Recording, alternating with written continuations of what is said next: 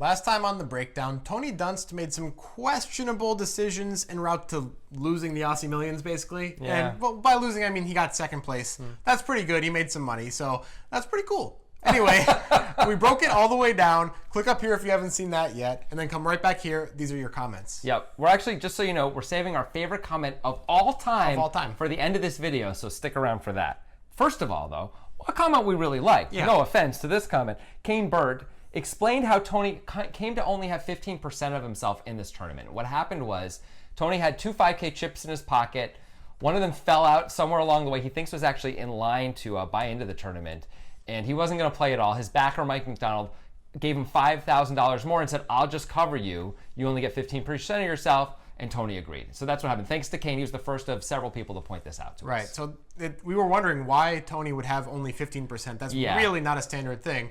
Lesson is, be careful with your chips that are worth any amount of money, really. 5,000 especially. That's a pretty good amount of money. Tony said they actually went to the cameras, had everyone looking, and they just couldn't find it. It just disappeared. Someone is $5,000 richer, though, and nice job. I wish it was me. Yeah, me too. All right, moving right along. Matthew Weiss says, I think Tony just felt like Ari started with a bluff and was running with it. It is heads up.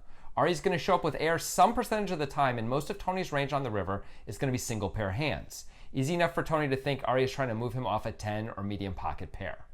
It's reasonable. That's a fair point. I think still, though, there's just so many value hands that you can figure out for Ari and so few bluffs, and that's the real issue here. This is a reasonable comment, and it makes sense.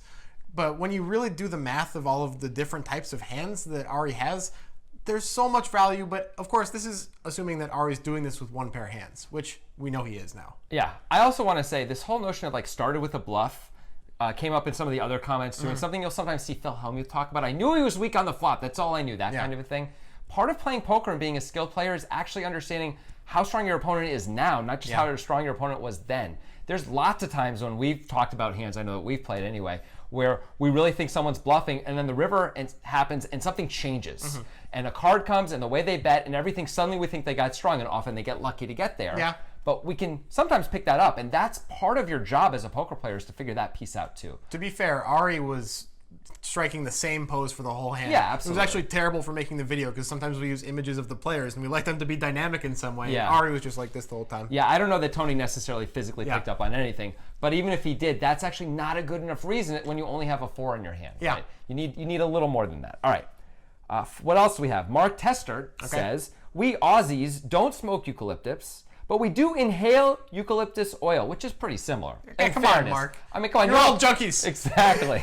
It's just denial doesn't help anybody. Think about your family. It helps clear the sinuses whenever we have a cold or the flu. Yeah, so does cocaine. All right. So if Tony was on eucalyptus, he should have been playing with a clearer head. Then he wrote, don't mess with koalas. He actually wrote F with koalas, but we don't swear on YouTube. They may look cute, but they'll rip your eyes out. Also, a koala's main dish consists of eucalyptus leaves, so they may be prone to making bad hero calls. Pretty clever. That is pretty clever. Now, Lachlan Moss came in and said as well, you can't smoke eucalyptus, but some people smoke cane toads. It doesn't end well. All right, well, I will not smoke a cane toad. But eucalyptus, go for it. Mark, we thank you for the information, but I'd really like to know about the second part of what we were talking about there. Can we bring a koala on a plane? Also, can we bring a kangaroo on a plane? And does it matter what size the kangaroo is? Wow. Is there... I'm in such a different place than you right now. My big question is, how does someone go about smoking a frog? Which is essentially, a cane toad is a frog, right? It's like a frog. You like... How do you do that? You kill the frog. No. You burn it up and turn it into a powder. No, it's alive. Surely it's alive when you smoke it. When you smoke the frog while it's alive? I mean...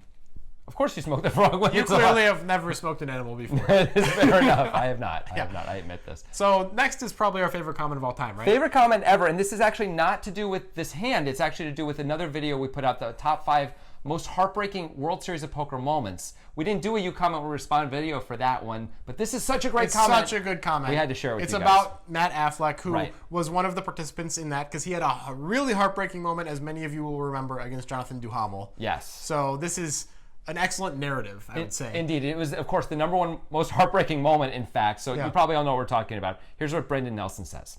Good job, Brendan Nelson. Somewhere in Seattle, Matt Affleck sits alone in a bar drinking. On a dusty television set up behind the bar, a $100,000 super high roller is being broadcast. Audio just barely detectable above the din of the bar conversation.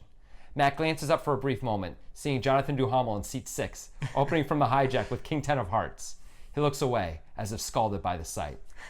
Man, look at that guy, the bartender says loudly, drawing the attention of many of the bar patrons. Went from being a young degenerate with a frowned-upon hobby to playing 6-figure buy-in tournaments. Crazy, but winning the main event can do for someone. Turn it off, Matt grumbles, staring down at his beer, as Fabian Koss qualls out of the small blind with pocket sixes. What? The bartender asks, looking over at the young man huddled up near the counter. I said turn it off, Matt shouts, slamming his glass down on the bar, shattering it, breaking it into as many pieces as his little heart. I don't know if I can say anything. That's just so good. I mean... I hope you're a professional writer, Brendan Nilsson. Please keep writing comments like this. Yeah, that's amazing. Thank you so much. I think that my favorite part is as Fabian Koss calls out of the small blind with pocket sixes. Like, it doesn't matter at all, and yet something about that makes it, I don't know, also pulls at the heart. It shatters like his little heart. That's pretty good. His little heart, not just his heart. That's a solid ending. Yeah. Well done, Brendan. That's our favorite comment ever. We'll see you guys next week. Try and top it.